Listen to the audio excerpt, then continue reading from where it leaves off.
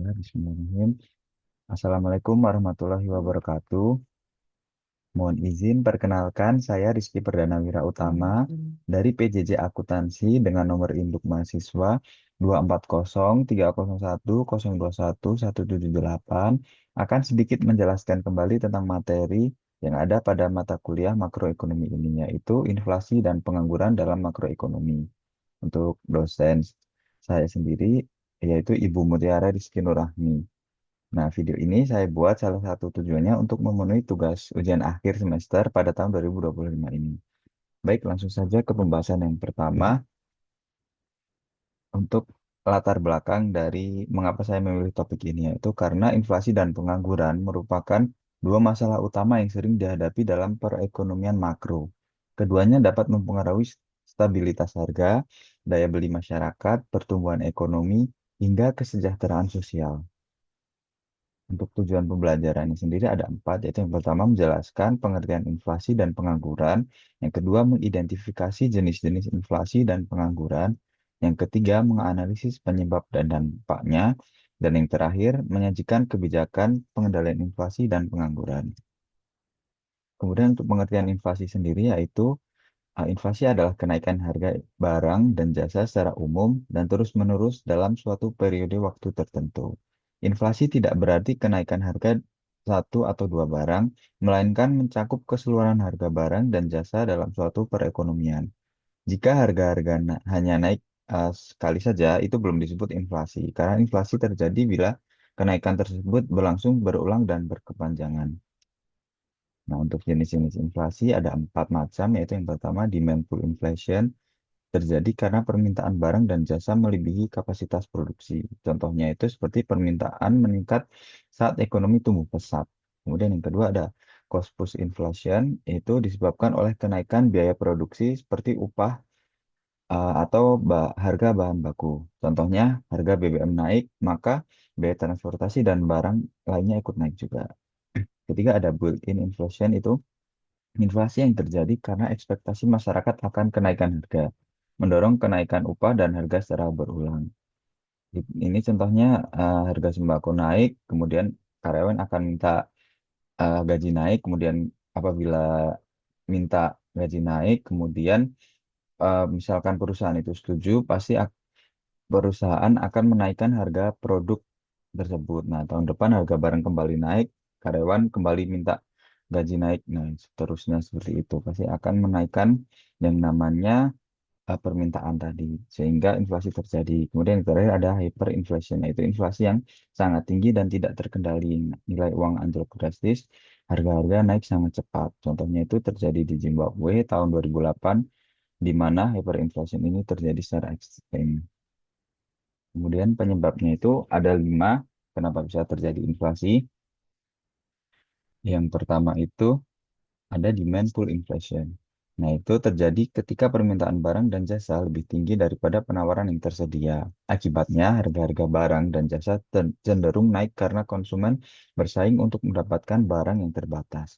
Nah, contohnya ini kenaikan harga masker saat pandemi COVID-19 karena peningkatan permintaan yang drastis, sementara pasokannya terbatas. Sehingga harga masker pada saat itu naik drastis.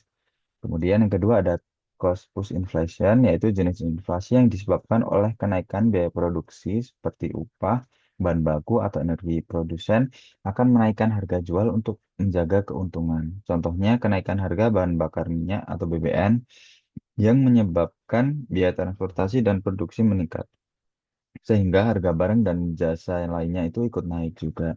Kemudian yang ketiga itu penyebabnya inflasi karena kelebihan uang beredar. Nah, ini terjadi yang saya bilang tadi seperti di Zimbabwe itu hyperinflation, itu di mana pemerintah mencetak uang secara masif untuk membiayai pengeluaran, namun tidak diimbangi dengan peningkatan produksi barang dan jasa. Kemudian yang keempat itu ada imported inflation. Itu artinya adalah inflasi yang disebabkan oleh kenaikan harga barang-barang impor. Contohnya barang elektronik dari luar negeri lebih mahal karena nilai tukarnya yang melemah. Kemudian yang terakhir ada inflasi karena ekspektasi.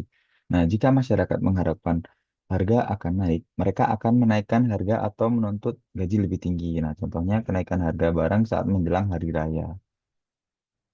Kemudian dampak dari inflasi adalah yang ada empat, yaitu yang pertama, penurunan daya beli masyarakat. Ketika harga barang dan jasa naik, jumlah barang yang bisa dibeli dengan jumlah uang yang sama menjadi lebih sedikit ya. Nah, akibatnya masyarakat hanya mampu membeli lebih sedikit barang dan jasa daripada sebelumnya. Kemudian yang kedua, ketidakpastian ekonomi. Inflasi yang tidak terkendali membuat pelaku usaha ragu untuk berinvestasi atau membuat rencana jangka panjang karena harga-harga sulit diprediksi. Kemudian, dampak lainnya itu distorsi dalam tabungan dan investasi. Nah, jadi di sini artinya kenaikan harga barang dan jasa yang membuat uang yang disimpan di bank atau diinvestasikan nilainya itu semakin berkurang jika tidak diimbangi dengan tingkat return yang lebih tinggi daripada inflasi tersebut. Kemudian yang terakhir dampaknya adalah distribusi pendapatan tidak merata. Karena kenaikan harga barang dan jasa tidak selalu diikuti oleh kenaikan pendapatan yang proporsional untuk semua kelompok masyarakat. Nah, kemudian cara mengendalikan inflasi itu ada tiga, yaitu dengan kebijakan moneter. Jadi di sini dapat mengendalikan inflasi dengan mengatur jumlah uang beredar dan suku bunga. Kemudian yang kedua ada kebijakan fiskal, yaitu digunakan untuk mengendalikan inflasi dengan cara mengatur penerimaan dan pengeluaran pemerintah atau negara. Kemudian yang terakhir ada kebijakan harga dan subsidi. Kebijakan harga dan subsidi dapat membantu mengendalikan inflasi dengan mempengaruhi sisi permintaan dan penawaran dalam perekonomian. Kemudian kita akan membahas materi yang selanjutnya, yaitu pengangguran.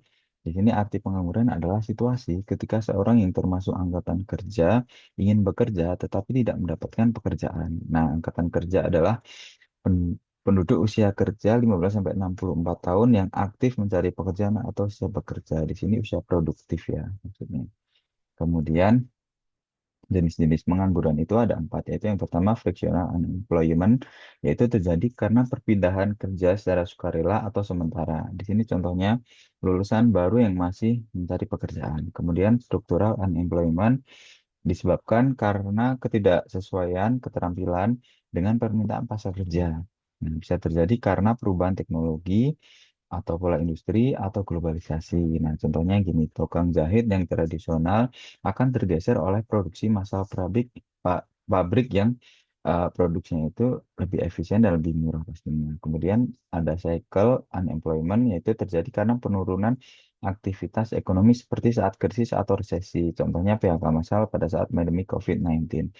Kemudian yang terakhir jenisnya ada seasonal unemployment, yaitu pekerjaan hanya terjadi pada saat musim tertentu saja. Di luar musim, pekerja tidak memiliki pekerjaan. Contohnya petani musiman saat panen.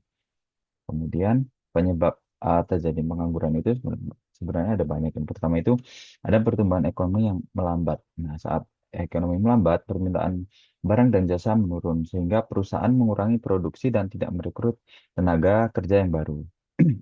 Kemudian ketidaksesuaian keterampilan. Nah, di sini tenaga kerja tidak memiliki keterampilan yang dibutuhkan oleh industri.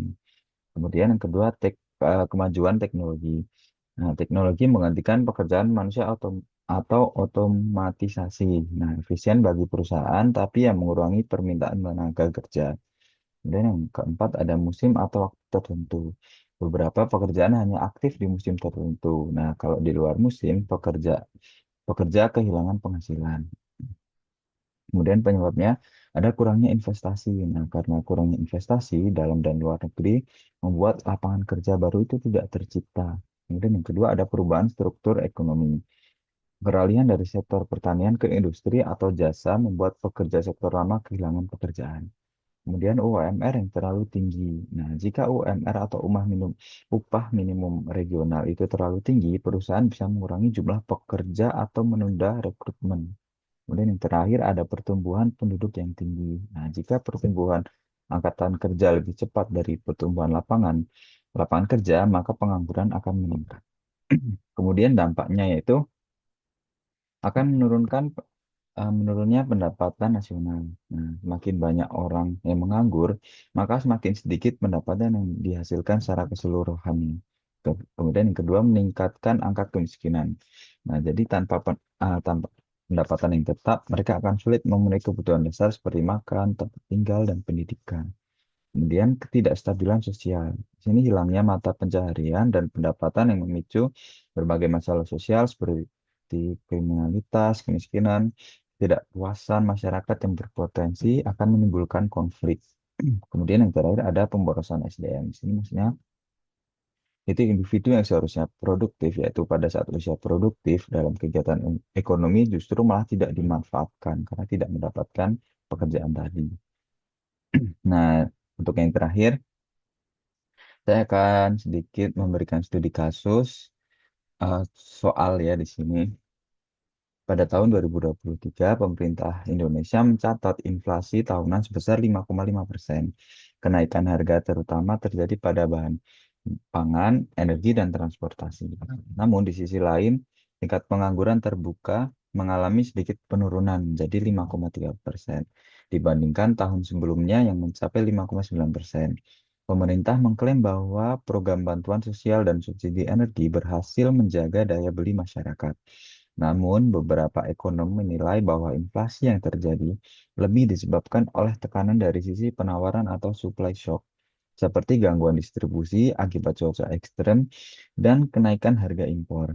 Sementara itu, sebagian perusahaan mulai beralih ke otomatisasi sehingga menciptakan pengangguran struktural di beberapa sektor. Nah, untuk pertanyaannya, di sini nomor satu berdasarkan kasus di atas termasuk jenis inflasi apa pada tahun 2003 dan jelaskan alasannya. Yang kedua, apa dampak positif dan negatif dari inflasi tersebut. Kemudian yang ketiga, mengapa tingkat pengangguran bisa turun walaupun inflasi meningkat. Jelaskan juga. Keempat, jelaskan apa yang dimaksud dengan pengangguran struktural dalam konteks kasus di atas. Kemudian solusinya bagaimana. Kemudian yang kelima, menurut kamu kebijakan apa yang sebaiknya diambil pemerintah untuk mengendalikan inflasi tanpa menyebabkan lonjakan pengangguran? Jadi di sini langsung saja dijawab ya. Untuk soal yang pertama yaitu jenis inflasi apa, yaitu cost push inflation karena penyebabnya adalah kenaikan biaya produksi dan gangguan distribusi, bukan dari lonjakan permintaan. Kemudian yang kedua, dampaknya itu positif ya, karena produsen bisa di sini ada dua positif itu produsen bisa mendapat keuntungan dari harga jual yang tinggi, namun negatifnya daya beli masyarakat menurun, terutama kelompok yang kurang mampu atau miskin. Kemudian mengapa tingkat pengangguran bisa turun walaupun inflasi meningkat? Nah, inflasi bisa naik, tapi pengangguran turun karena pemerintah menyalurkan subsidi dan program padat karya yang menyerap tenaga kerja tadi. Nah, kemudian yang keempat, jelaskan yang dimaksud dengan pengangguran struktural. Nah, di sini terjadi saat pekerja tidak punya keahlian sesuai kebutuhan industri baru. Nah, solusinya pelatihan kerja dan pendidikan vokasi. Kemudian yang kelima, yang terakhir, kebijakan apa yang sebaiknya diambil pemerintah untuk mengendalikan inflasi tanpa menyebabkan lonjakan pengangguran. Di sini pemerintah bisa mengendalikan inflasi dengan subsidi tepat sasaran, menjaga pasokan barang pokok, dan tidak menaikkan suku bunga secara drastis. Nah, demikian. Terima kasih atas segala perhatian. Semoga apa yang sudah saya jelaskan dapat bermanfaat. Mohon maaf apabila terdapat salah kata dan baca. Wabillahi taufiq wal hidayah. Wassalamualaikum warahmatullahi wabarakatuh.